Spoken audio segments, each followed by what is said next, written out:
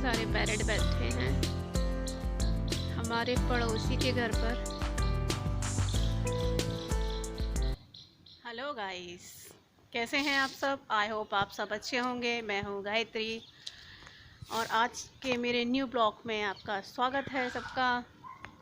तो आज का मेरा न्यू ब्लॉग है सब पोपट हो गया। तो देखिए आज क्या पोपट होता है मेरे न्यू ब्लॉग में। तो चलिए चलते हैं, आप लोगों का दिन भी अच्छा रहे, बढ़िया मस्त। बाय बाय, चलते हैं। तो अब मैं थोड़ा सा गर्म पानी पी लेती हूँ। फिर मोंटी रेडी हो रहा है स्कूल के लिए और उसे रेडी होने में काफ़ी टाइम लगता है। बाल संभालने में तो बहुत ही टाइम लगता है। बोलती हूँ बेटा इतना टाइम। तो मैं आ गई हूँ किचन में। अब उसके लिए टिफ़िन तैयार कर देती हूँ। मैं सबसे पहले उसके लिए पराठे सेक देती हूँ जब तक वो चाय पी रहा है पापा के साथ आगे वाले कमरे में बैठकर, और मम्मी भी वहीं बैठी हैं।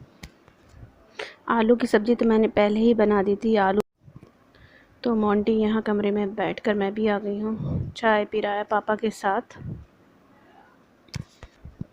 और नाश्ता करता जा रहा है और नाना से बात भी करता जा रहा है। तो पापा उससे बोल रहे हैं कि तूने अभी तक टाई बेल्ट क्यों नहीं लिया स्कूल से, पैसे तो जमा कर दिए हैं। बोल रहा है वो कि मैंने मैम से बोला था, मैम बोल रही हैं 1-2 दिन में आ जाएगी टाई बेल्ट, फिर दे देंगे। यहाँ पर बात करते करते मोंटी भगवान शिव जी के बारे में पूछने लगा कि उनको नीलकंठ क्यों कहा जाता है। तो मैंने बताया उन्होंने विष पिया था और उनके कंठ में यानी गले में विष रखा था उन्होंने, इसलिए उनको नीलकंठ कहा जाता है। और फिर धतूरे के बारे में पूछ रहा था तो मैंने कहा शिव जी को बहुत प्रिय है धतूरा, और धतूरा उनको पूजा में भी लगता है, बेलपत्र भी लगते हैं और सावन का महीना चल रहा है इसलिए वो ये क्वेश्चन पूछ रहा था। का महीना है और शिव जी को बहुत प्यारा होता है, मोंटी को बताया मैंने, क्योंकि इन दिनों उनकी विशेष अर्चना की जाती है, व्रत भी किया जाता है। शिव जी सब पी लेते थे उस, तभी तो उन्हें नीलकंठ कहते। धतूरा में एक जहर टाइप का होता है,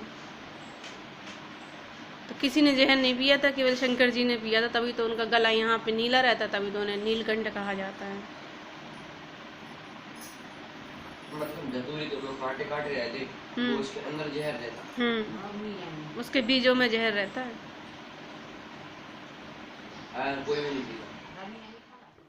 अब आ गया है कचड़ा वाला, तो मम्मी गई है कचड़ा डालने के लिए। तो मैं वीडियो बना रही थी तो कचड़ा वाला बोलने लगा मैडम आप वीडियो क्यों बना रही हो। शायद वह डर गया कि कहीं मेरी कंप्लेन ना कर दी। तो मैंने उससे कहा भाई ऐसा कुछ नहीं है, मैं यूट्यूब पे वीडियो बनाती हूँ इसलिए वीडियो बना रही हैं, अब डरिए मत। तो अब मोंटी चला गया है स्कूल और विजय चला गया है कोचिंग। पापा चले गए हैं घूमने के लिए। मम्मी घर में और भी कुछ काम देख रही हैं, भाभी है नहीं है इसलिए काम ज़्यादातर मेरे पे ही सारा पड़ रहा है अभी इस टाइम। तो चलिए शुरू करते हैं बाकी का काम। देखिए सारे कपड़े पड़े हैं सोफ़े पर और फिर सारे सोफ़े के कवर लगा देती हूँ। तो ये छोटी सी चारपाई है जो मम्मी की है, मम्मी इसी पे सोती हैं, मम्मी को इसी पे अच्छी नींद आती है। मम्मी बोलती है मुझे इसी पे अच्छी नींद आती है।